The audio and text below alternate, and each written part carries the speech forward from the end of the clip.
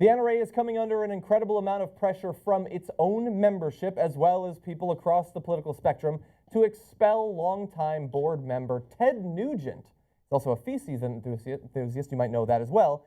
Now, why are they getting all this pressure? Well, that's because he posted an extremely offensive anti-Semitic post on Facebook. And so let's bring that up. Who is really behind gun control? Now, to help you out, he posted a little identification of the religious affiliation of each of the individuals, and then coincidentally, all of them are Jewish. And in case it wasn't clear enough, he put an Israeli flag next to them. Right, and by the way, flag, yeah. By the way, you jerk, they're not Israelis, they're Americans. Yeah, they're Americans. Okay. He posts one is an Israeli Jew. He puts another Nanny State troublemaker, an Israeli agent for Michael Bloomberg there. He's not an Israeli agent. He was the mayor of New York City. Yeah. Yeah, rich, I can't really read that, activist, handgun control.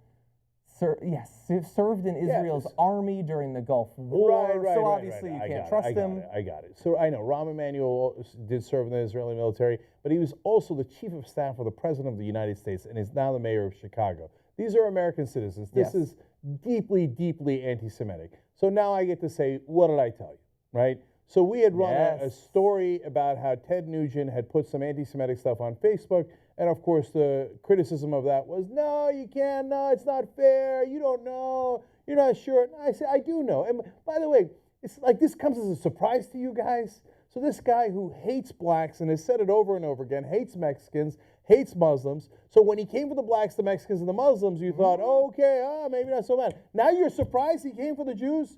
And first of all, deeply racist and bigoted people, I got news for you, they always come for the Jews. Yeah, that train's never late. Right, that poem always ends with, they come for the Jews, right?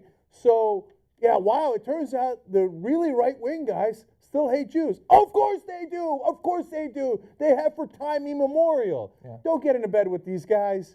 They're loathsome pricks, and they're anti-Semites. And in case you thought, well, maybe that was an accident. He accidentally put Israeli flags on there and accidentally hit send after accidentally putting all Jews on that thing. And that they're all evil and everyone needs to be reminded of it. So he's been on the board of the NRA since 1995. So this guy is like one of the most respected members of the NRA, right?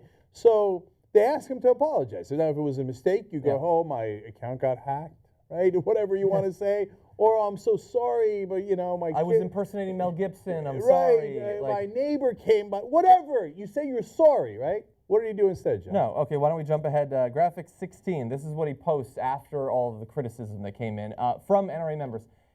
This picture says, back when I learned about the Holocaust in school, I remember thinking, how did Hitler get millions of people to follow along blindly and not fight back? Then I realized I'm watching my fellow Americans take the same path. Now, if that seems like a terrible metaphor and analogy, soulless sheep to slaughter, not me. Holocaust victims, soulless sheep to Ted Nugent. You don't call Holocaust victims soulless sheep. Okay, of course the guy's anti-Semitic. Of course he is. So he despises Jews. Yeah.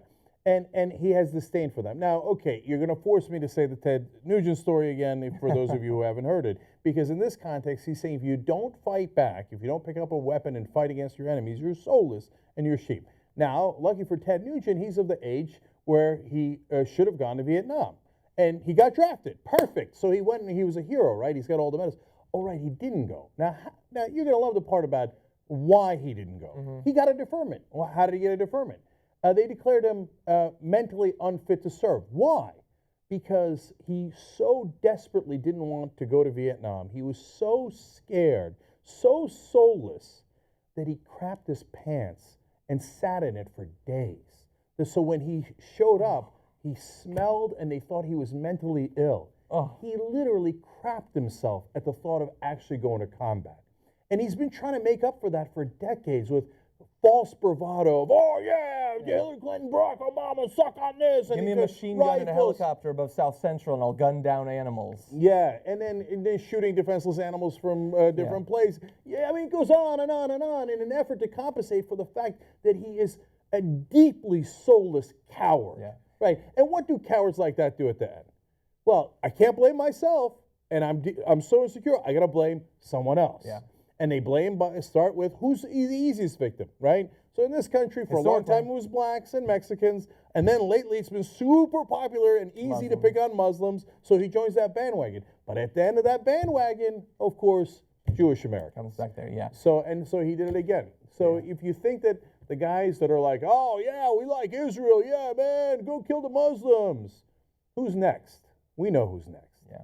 Yeah, man, if you want to crap, like nobody wanted to go to Vietnam, I wouldn't have wanted to. If you want to crap yourself and use that to get out, the only happy way that story ends is, and then he went on to fight against war and sending people to war for the rest of his life.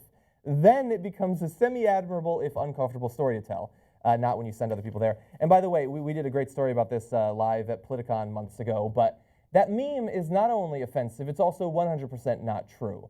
The Jews who were killed in the Holocaust and all of the other groups killed by the Nazis did not go meekly to their slaughter. They fought back in any number of different cases. There were cases where thousands of Jews in a single city fought back and were killed to the man and the woman. None remained, but they fought back as long as they could. After having been, all the laws were against them, they were largely disarmed in most cases, and they were fighting against what was at that time the strongest military in the history of the world. Yeah, it turns out that even if you have weapons, and some of them in some of those altercations had weapons, the other guys, if they have an enormously large military, have more weapons. And thousands of tanks. Okay, and to imply that the Holocaust victims had some degree of culpability because they didn't fight back hard enough, it's beyond grotesque.